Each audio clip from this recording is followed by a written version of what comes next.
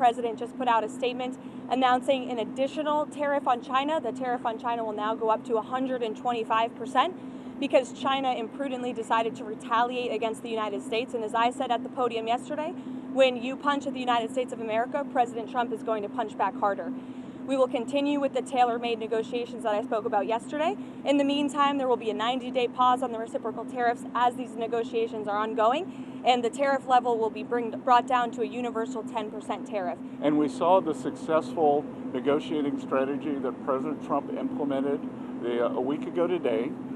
It has brought more than 75 countries forward to negotiate. It took great courage for him to stay the course until this moment. And what we have ended up with here, as I told everyone a week ago, they're in this very spot, do not retaliate and you will be rewarded. So every country in the world who wants to come and negotiate, we are willing to hear you. We're going to go down to a 10% baseline tariff for them, and China will be raised to 125 due to their insistence on escalation. And what we will see is some of the very early countries are China's neighbors. That we're going to see. I'm seeing Vietnam today. Japan's at the front of the queue. South Korea, India.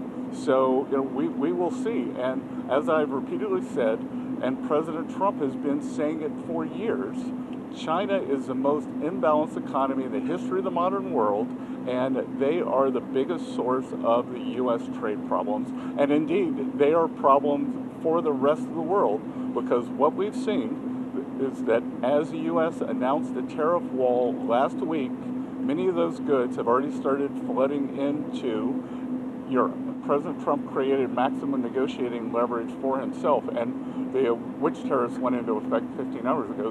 The ones that we have lowered went into effect a week ago.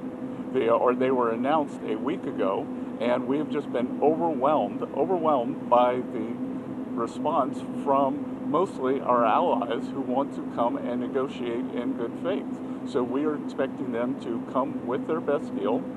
As I said a week ago today, don't retaliate, hold your ground, let's see what happens. And China, they kept escalating, and now they have 125% tariffs that will be effective immediately. Mr. Secretary. Each one of these solutions is going to be bespoke. It is going to take some time, and President Trump wants to be personally involved. So that's why we're getting the 90-day pause. These are trade negotiations, but if countries want to come and offer other things, I talked about yesterday that we are thinking about a big LNG project in Alaska that